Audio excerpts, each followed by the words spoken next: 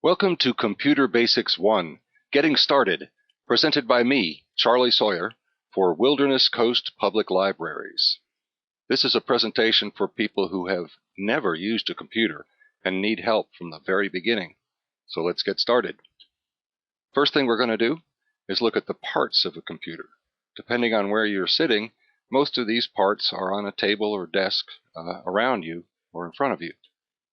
Of course, you're looking at a monitor, which is like a TV screen, and it acts pretty much just like a TV screen, except, of course, it can have, in addition to moving pictures and still pictures, it can have text as well that you can type and edit using this thing, the keyboard, which is like a typewriter. And you'll see that the keys are laid out just like a typewriter, but they have some extra keys and some extra things that we'll be going over. Then there's the mouse. The mouse is what we call a navigation and selection tool. It allows you to move a little cursor onto different things on the screen, and by pressing a button on the mouse to select them or to make something else happen on the screen. It's called a mouse because it's got a little round body with a long tail connecting it to the computer, although these days sometimes it's wireless, so there's no tail. Somewhere nearby, either next to the computer, on the floor under the table, or under the computer on top of the table, is a box. It could be vertical like this, it could be on its side, but it's the computer itself. And it's what does all the work, and it has circuit boards, and fans, and storage media, and ways for other devices to be hooked up to it, and ways for transportable storage media to be put in and out of it, such as CDs and memory sticks. You may have a printer nearby, or it may be across the room, but it's what prints the words and pictures that you type on paper. You might have some speakers, which are just like stereo speakers for voice, music, and other sounds. And somewhere there's a modem. There's a device. It may not be visible to you there, but there's some way to connect to the outside world or to a network of some kind. These days, mostly it's a connection to the World Wide Web or the Internet. These are all the parts put together. Now, if you can think about the monitor, the speaker, and the printer as three different ways to get information out of the computer, by watching, reading, listening, and printing. There's only two ways to get, immediately anyway, information into the computer, and that's the keyboard and the mouse. But the computer is what does the work. We'll start with the keyboard and the mouse. Let's take a look at the keyboard. The keyboard, thankfully, the main part of it anyway, is laid out pretty much as typewriters have been laid out for well over 100 years now, I suppose, with the QWERTY, Q-W-E-R-T-Y style of keyboard layout, standard typewriter layout. That's the bulk of those keys on that keyboard.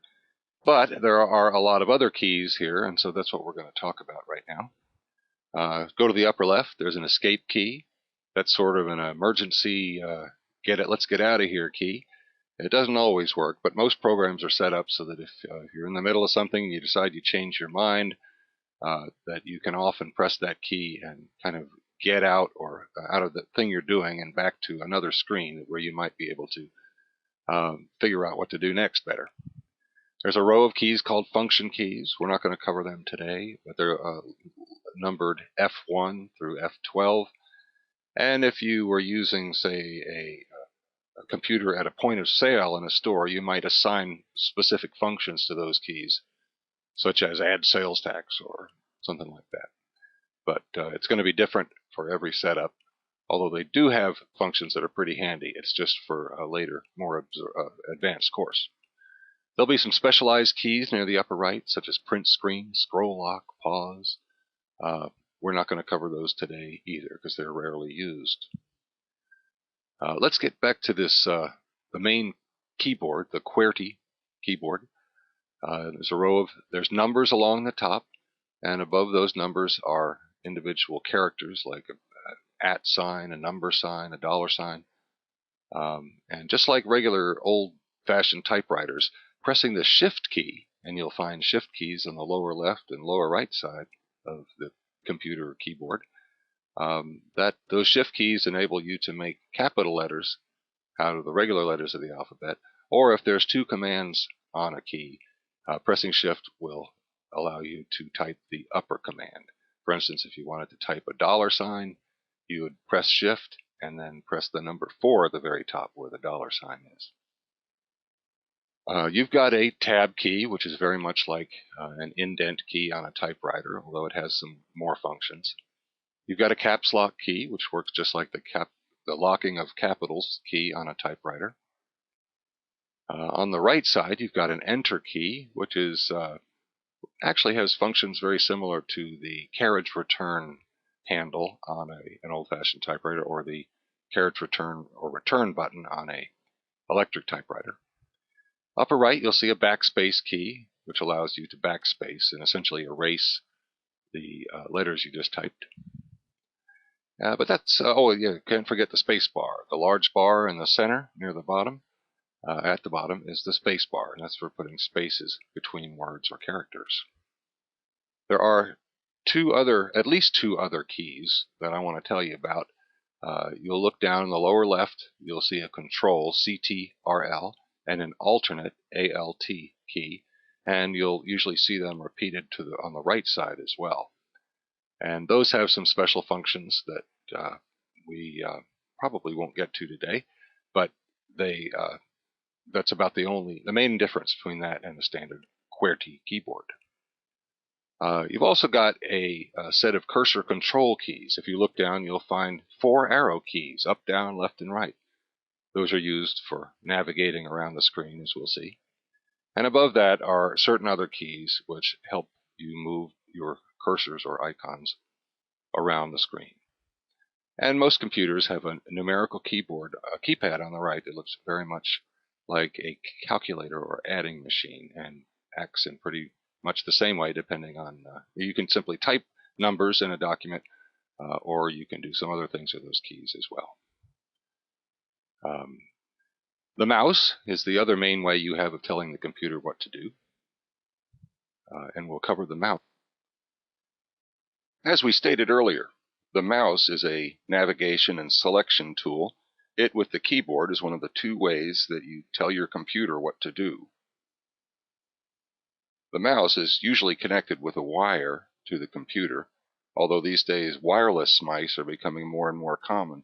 They work the same way, but with a wireless mouse, you just got to make sure you got it pointed the right direction. When it is pointed the right direction, the side facing the computer or away from you is going to have 2 buttons, one on the left side, one on the right side. These are usually large spaces, not small buttons, on the mouse. There are more areas than points on the mouse. Many mice in the middle also have something called a scroll wheel, which you can experiment with later. But mostly, the thing you'll do mostly with the mouse is move it around on the table or on a mouse pad and press that button on the left click. You hold the mouse by laying your hand gently over it. The illustration shown here is for a right-handed person. And when a right-handed person lays their hand on the mouse, their index finger falls naturally on this left button area of the mouse. Now, for a left-handed person, it would be, say, the ring finger would fall over the left button. But what happens is when you lay your hand on the mouse and you move it away from you, toward you in circles, keeping it straight, that is, keeping the wire side or the button side facing the computer, you can move it around and it'll move a pointer or cursor on the screen. That's basically how you use a mouse. Now, as you can go ahead now and lay your hand on the mouse and move it around on the screen in front of you. You should be able to see a cursor or a pointer that looks like one of the ones shown on the screen here. But what do you do with a mouse? Well, we're going to find out, because next we're going to talk about the desktop. That is the area on the screen that is what you see when you first turn on your computer. The first thing you'll probably notice about the desktop is that the one on the screen in this little presentation doesn't look like the one on your computer. That's because this is customizable. Every computer is going to have a different background picture, different icons placed on the desktop, those little symbols that are around there, program icons usually, or file folders. There's going to be different icons at the bottom as well, but they're all arranged in pretty much the same way. The big, broad, full-screen desktop area will contain program icons and file folders and maybe a few other tools. The notification area in the lower right, you won't mess with that much unless you want to, say, change the volume of sound on your computer. There's a few other uses that later on you'll get into. In the middle at the bottom, whatever program you have open at the time will be shown there. Near the left side, the Quick Launch toolbar, that's customizable as well. Every computer is going to look a little different there, and some of them may have very few or no icons in that area. But every Windows computer does have one thing in common on that desktop, and that is the Start button in the lower left. The Start button is, for most people, exactly what it says, where you start. On a Windows Vista computer, that Windows Start button doesn't say Start anymore, unless you roll your cursor over it with the mouse. Then a little sign pops up telling you what it is. But it's the key to getting started with a Windows computer. After you practice using the mouse and learn how to click, you're going to click on that Start button, and it's going to open up a menu. And it looks pretty complicated, and it is, but this is the best place to get started when learning how to use a computer.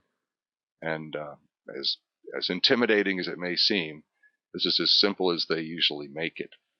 Once again, if you click this on your computer, it probably will not look exactly like the one shown on this screen, but it will have all the same things in more or less the same area. The Start menu you're looking at right now is a Windows Vista Start menu. And the Windows XP computers also have a slightly different layout, but you'll find most of the same sorts of buttons. Let me just give you a quick verbal tour of this, and then we're going to switch from this PowerPoint presentation I've been showing you to some live action. We'll start at the upper left. There's usually, when you get your computer, a few buttons like Internet Explorer and maybe an email button up in the upper left. There may be some other program icons loaded depending on what software is on your computer.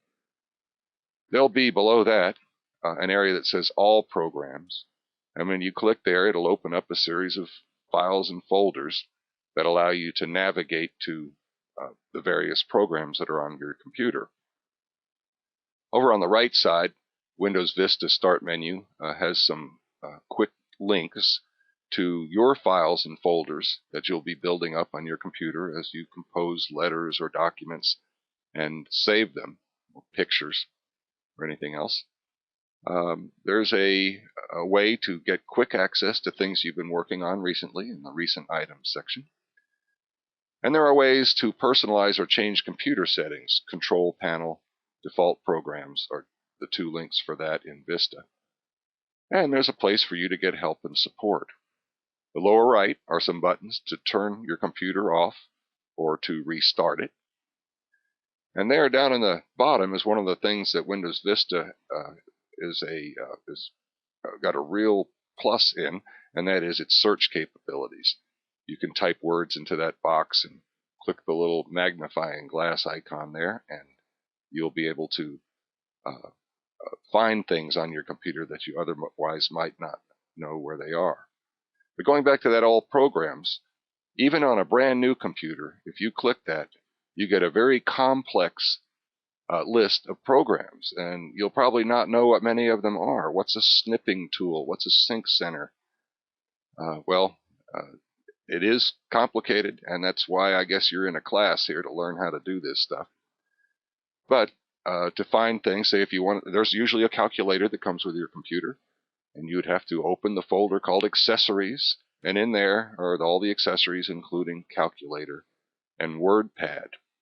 We're going to look at WordPad in a minute, and Calculator as well, as part of our mouse practice. What you're looking at right now is the desktop to my computer at home. It's customized to my preferences, And it's, of course, not going to look exactly like the desktop to the computer you're looking at now or to the one you may have at home. What I want to do is give you some practice using the mouse because you can't open programs, you can't do anything until you learn how to use that mouse. So what I recommend is that you get someone to help you to open one of the programs that I'm going to show you how to use that are good mouse practice programs just to get you used to using it. After you know how to use it, then eventually you'll learn how to open these programs yourself. But if you put your hand on the mouse itself, move it around, you'll see that I'm moving my mouse in just a small circle, keeping it aimed away from me, and I'm moving this arrow that you see on the screen all around. And that's basically how you move the mouse around. And I'm going to show you that, well, let's take a look at this. I'm going to click on the Start menu and open it up. Because what I'm going to do is get to the calculator that comes with Windows so that you can practice with that. And I've put my mouse on the button that says All Program, and I press that left mouse button. I move it up here to this folder called Accessories, and I'm going to press that left mouse button again, and it opens the folder. And there inside is something that says Calculator. When I press on that icon, it opens a calculator. I move my mouse up to it. I can actually press this left mouse button down on this blue area and move it right to the center of the screen. I know it's not very big, but that's what they give you with Windows computers. So if I want to work this calculator, I put my cursor over the number 2, press that left mouse button just once, and the number 2 appears in the window up there. Then I click on the little plus icon, click that 2 again, and then move over here and click on the equal sign. 2 plus 2 equals 4, just like any calculator. Press clear. Let me do that again. I use a bigger number. I'll click 2, 5, and then let's do some multiplication. This little icon right here. Click the multiplication. 25 times 4 equals 100. So if you can get someone to help you open the calculator, then you can do this as well. You can add, subtract, multiply, divide, and do all the things that you can do on a simple calculator that you might buy in the store. I'm going to open another thing too. I'm going to come up here and I'm going to close this program right now, the calculator program. I do that by rolling over the little X in the upper right hand corner, and you can see the little pop-up sign said close. I'm going to press that left mouse button again just once, and there it is. Let me come back to my Start menu, press Start, and this time I think I'm going to go to Games, which is another great way to practice using a mouse. Roll my mouse up here. You can see as I roll over things it turns in blue, but I'm going to go to this one called Games. Again, you may need someone to give you some help in how to find the games and get them open. Once you get them open, they're great ways to practice using a mouse. I'm going to press my left mouse button, click on Games, and it should, in a minute here, gives me a list of games. Now there is lots of different things in here, but I'm going to pick a game that most people are familiar with. For instance, Solitaire. It's right down here. And there's an even simpler version of Solitaire called Spider Solitaire, which just, I think you'll see in a minute, works more or less the same way, but it's a little different. I clicked on that icon, and what it did was it showed me a little preview of the icon over here and turned this here blue. Why didn't it open? Well, many programs, when you get into these menus, you actually have to click twice. And you have to click twice fairly quickly. I'm going to double click. That's what it's called. 2 clicks of that left mouse button in fairly rapid succession. It may take you some practice to get used to how fast you have to click it. I'm going to go click, click, and it opens. That was pretty quick. Click, click. And you can see what's happening here. It's filling the screen with cards. Now in Spider Solitaire, you can see that they're all the same suit. That's just to make it simpler for us today. But it works pretty much like regular Solitaire, in which you try to arrange things into numerical sequence. Taking a look at what I got here, and I can see a few places where I can make that happen right now. So I'm going to move the mouse on the mouse pad up here and put it on this 3 card. I'm going to press the left mouse button down and hold it, and then move my mouse, and you can see that I have now grabbed this card. I'm still holding, I'm not releasing. I'm going to put it here under the 4. Now I'm going to release, and there it is in place.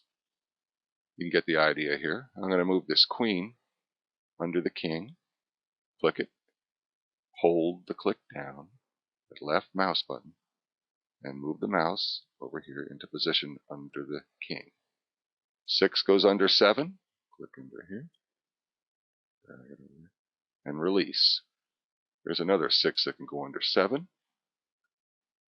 and our 7 can go under this 8. So you can see why this is great practice for learning how to use a mouse, because it is you have to do a lot of clicking and holding. And I won't go any farther with this, but you can. The games are programmed. I'm going to go over here to this stack of cards and click on it, and just like in solitaire, you can draw some fresh cards if you get to a place. But anyway, we're not here to teach you how to play solitaire, but this is a good way to practice using a mouse. Next, we're going to open a program, one that's fairly simple actually, and that we're going to explain how programs are laid out. Now, I'm going to go back here and click on my Start button again. Click on that thing and open it up. Again, this looks pretty complicated, but you also saw when I clicked on All Programs, it opened up a lot of other windows, so it's even more complicated than it looks at first glance. And I know that, and you know that.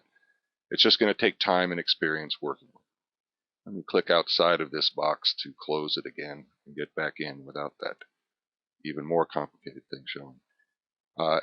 When I click here, you can see that the programs that I use a lot I have customized this menu and put them in here to make them give me easy access to them. The one we're going to work with next is called WordPad, because it's a very simple word processor, and most people want to be able to write on their computer.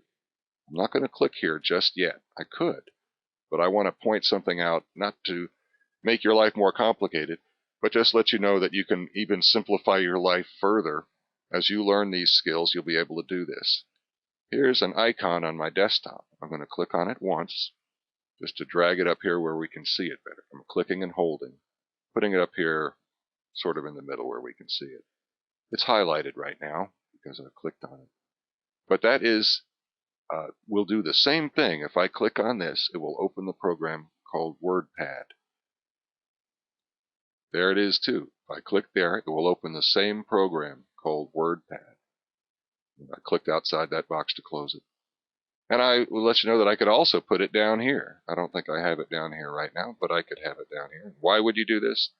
As you learn to work with these programs, you'll see that the things you work with every day, you want to put them somewhere where it's easier to get at than navigating through files and folders to get at it.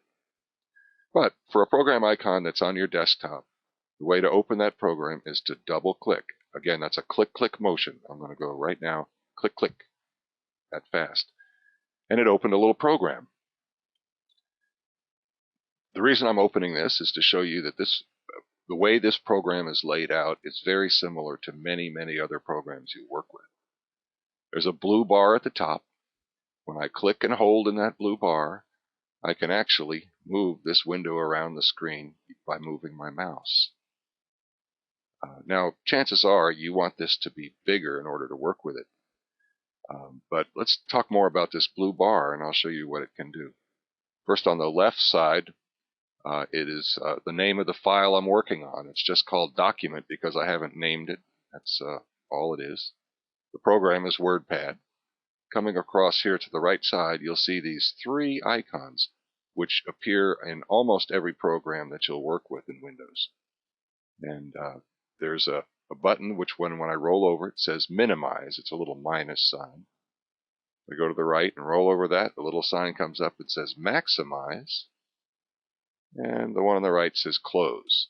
That's the one you can click when you're done working with this program. But we're not going to click that one right now. I'm going to click the maximize button to show you what happens. This is a single click. Again, a single left mouse click. And it fills the screen. Now, sometimes when you get more advanced, you'll have two programs open at once, perhaps.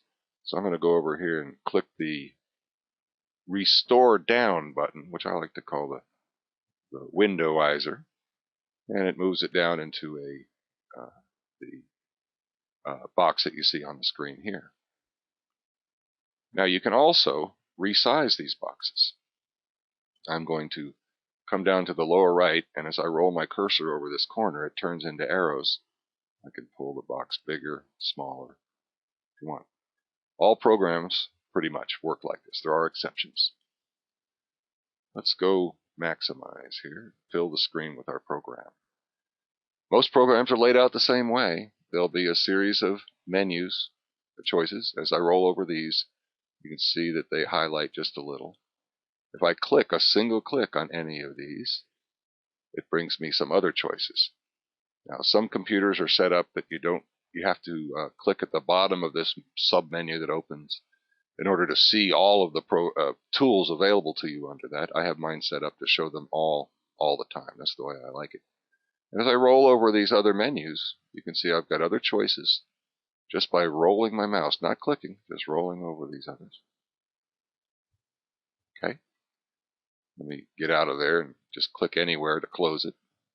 It's often how you have to close windows. It's just click outside of them anywhere. These icons in the next row are actually some of the same commands and tools that you'll find in the other menus that we just looked at. But you can put them up there if they're buttons you use a lot, they can be made more convenient for you that way.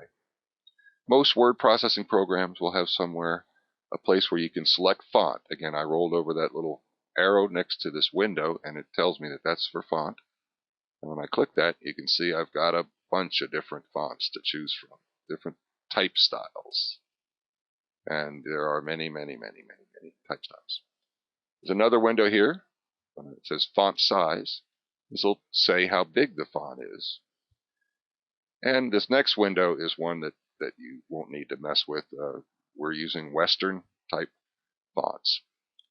Up here, this is a bold button. You'll see that you can make font bold, you can italicize it, you can underline it, and you can left justify it, center it, right justify it. You can add bullets. So now you, again, can customize which of the icons that are in these, which of the tools that are in these many different choices that you can have appear up in this area. I want to get started typing something. I'm just going to type hello, period. Now, it works just like a regular keyboard, but I'll type hello. When I say a regular keyboard, I mean a regular typewriter keyboard. My name is Charlie, period. And if you're not used to typing, it's going to take you a lot longer than that to find the right keys.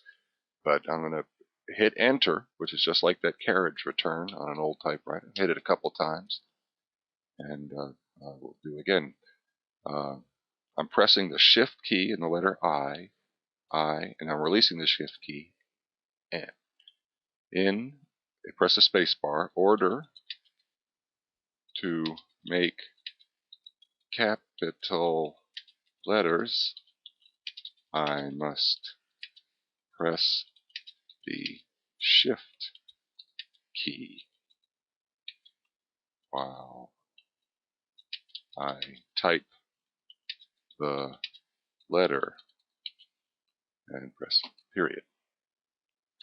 Now, what if I want to make a change there? At this point, I can come over here, move my mouse around. You can see the cursor looks a little different because it wants to show you exactly where you can put it. But I can click right next to that word must, come up and use my backspace key, which is in the upper right-hand corner of that keyboard. Press it 4 times to remove those letters. Now I'm going to put C-A-N. I can press. Now, you can see how you could spend a lot of time just getting used to using this program. And this is not a course in how to use WordPad. It is a course in how to get some basic computer skills. So I'm not going to explain much more about WordPad. except that I'm going to show you a critical skill which you're going to have to acquire once you start working with computers. And that is this idea that you're going to have to save the document. If you create something, you can write something and you can tell your printer to print it, but most people want to save what they do. That is so that they can come back later and open it up again and maybe revise it a little and print it again. Very common thing to want to be able to do. So I'm going to show you how to do that. Because usually one thing you'll learn is that there are 2 or 3 ways to do everything. In order to make your life simpler, they've made your life more complex. But I'm going to come up here and I'm going to click on File, and it opens up a series of menus. What I want to do is save this document. Now there are times you'll use Save, other times you'll use Save As. But the first time you save something, you can click Save, and it opens up a series of folders. Again, this is something you'll have to get used to. I've custom designed my own folders. These are put in here by me, depending on what I'm working on. So what I'm going to do is I'm just going to save them right here in this folder called Documents.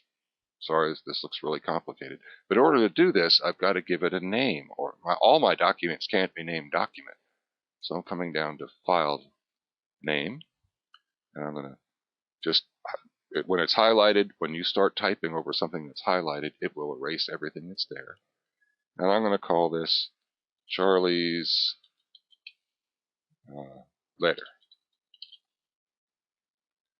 Now, once I do that, it will automatically save it as the right kind of document, and it will save it into this folder called Documents. That's where the system defaults to.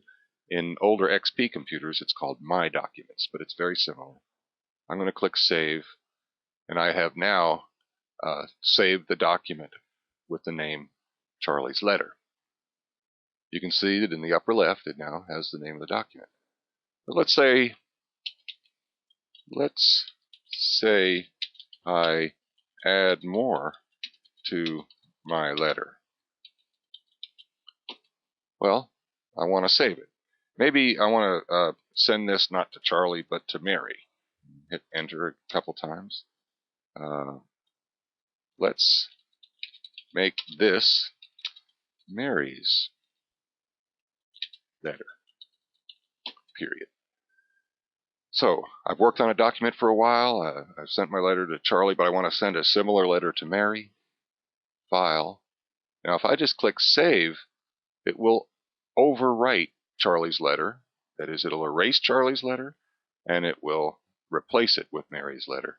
But I want to save my old Charlie's letter, so I click Save As, and it's giving me the path that shows where this letter lives. But I'm just going to change the name slightly. I'm going to change this from Charlie's to Mary's. I don't put an apostrophe in here because there's certain characters that just don't work in file names, so I tend to avoid using any characters other than standard letters. But now I'm going to click Save. Now it says that this is Mary's letter. Later on, if I want to open Charlie's again, I can put a File, Open. By the way, this is the same thing. If you click File and there's an Open, click out of there. That does the same thing. Click that icon. And there I can see that I've got Mary's letter and Charlie's letter. I'm going to cancel this right now, because that's basically all I wanted to show you about this for now, is just that this is typical of the way programs work. That is, they're usually arranged in a similar way with similar menus and icons depending on what they're doing. Most of them are going to have these 3 buttons in the upper right to either make them a mid-size window, minimize them entirely, or closing them. In fact, I should demonstrate that minimize function. When I roll over, that says minimize. When I click that, it seems to disappear. It does disappear, but it's still open. And I can see that the letter I've been working on is now shown down here in my taskbar. I click that, it opens back up.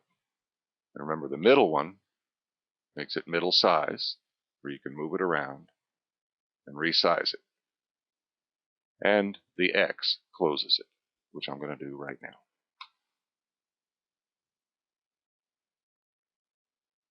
Now, the last thing I'm going to show you today is how to get help when you're working with a computer. That is, how to get access to the help that's built into the computer. And for some of you who have never touched a computer before today, this is all going to seem a little overwhelming. But like anything else, it just takes time, sitting down and doing it, getting over those first hurdles, and then you'll find that things begin to come together for you more quickly than you might think. So I'm going to move my mouse over here, go down to my Start menu, click that, and you'll see that one of the choices I have, and again, it may be laid out a little differently, but you're going to find something that says Help or Help and Support. When I roll over that, it highlights it in blue, but when I click on it, just a single click, it gives me some choices. For instance, I can take a course, if you will, in the basics of Windows, which is very basic computer skills. So when I click on this, just single click, it gives me some choices. I come down here and click on this link, and just a single left click opens this up, and it's going to tell me Introduction to Computers. What are computers? Types of computers. And when I'm done with that, I can use this back arrow to go back to the menu. I can also search on particular topics. Let's say I want to learn more about files, these files and folders things. I'm going to type in this window, F-I-L-E-S, click on the little magnifying glass icon to search, and there it gives me a series of topics working with files and folders. It'll tell you about the different types of files and folders that are on your computer. There's some folders. By the way, I'm moving down this page by rotating the scroll wheel on my mouse, which we haven't talked about yet. As you can see, there's a lot of information available to you right here. Now, I also want to use this opportunity to show you why you might want to have two windows open at the same time. You'll notice that on the right side, there's a scroll bar that I can use. I can click on this, drag it down, and it will move me through the document. I can click the little arrow at the top or the arrow at the bottom. I can click in this area here. So you can see there's a number of ways to do the same thing in Windows. But let me make this a little smaller. And I'm going to move it over to the side.